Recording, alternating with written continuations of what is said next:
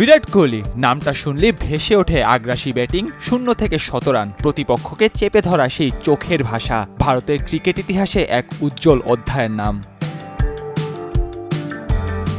মাত্র মাস দুয়েক আগে টেস্ট ক্রিকেটকে বিদায় বলে দিয়েছিলেন কোহলি। ভারতীয় তারকা ব্যাটারে আচমকা এমন সিদ্ধান্তে চমকে গিয়েছিল ক্রিকেট দুনিয়া। কিন্তু কেন হঠাৎ অবসরের মতো সিদ্ধান্ত? টেস্ট খেলার ধকল সামলাতে পারছেন না, নাকি তাকে বাধ্য করা হয়েছে? এই নিয়ে জল্পনা কম হয়নি। অবশেষে কোহলি বুঝিয়ে দিলেন বয়স হয়েছে বলেই ক্রিকেটের লম্বা ফরম্যাট থেকে বিদায় নিয়েছেন তিনি।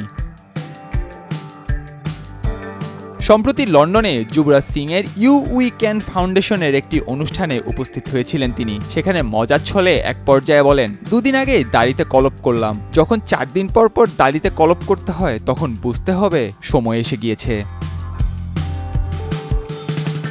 এই কথাটুকুই যেন বজ্রপাতের মতো নেমে এসেছে তার কোটি ভক্তের হৃদয়ে। আসলে কি সময় এসে গিয়েছে? তবে কি ব্যাট নামিয়ে রাখার মানসিক প্রস্তুতি নিচ্ছেন কিং কোহলি? বিশ্বকাপ জয়, কোটি ভক্তের ভালোবাসা, রেকর্ড পাহাড়, সবকিছু ছুঁয়ে ফেলা মানুষটি কি এবার সময়ের সাথে সমঝোতায় আসতে চাইছেন? যদিও অনেকের মত এটা নিছকই একটি রসিকতা, কিন্তু কোহলি জানেন কিভাবে প্রতীকী ভাষায় গভীর বার্তা দিতে হয়। বয়স, ধকল, দায়িত্ব সব মিলে হয়তো ভাবনার জায়গায় দাঁড়িয়ে রয়েছেন তিনি।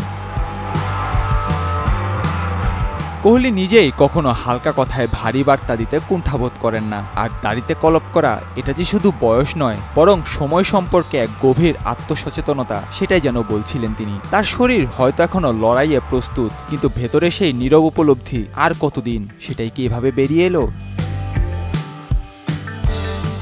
ভারতীয় ক্রিকেটে বিরাট কোহলির প্রভাব শুধু পরিসংখ্যানেই মাপা যায় না, তার উপস্থিতি ছিল অনুপ্রেরণার প্রতীক। কিন্তু এই একটুখানি স্বীকারোক্তি যেন সেই পাথরকুচির ভেতরকার নরম হৃদয়টাকে এক ঝলক দেখিয়ে দিল।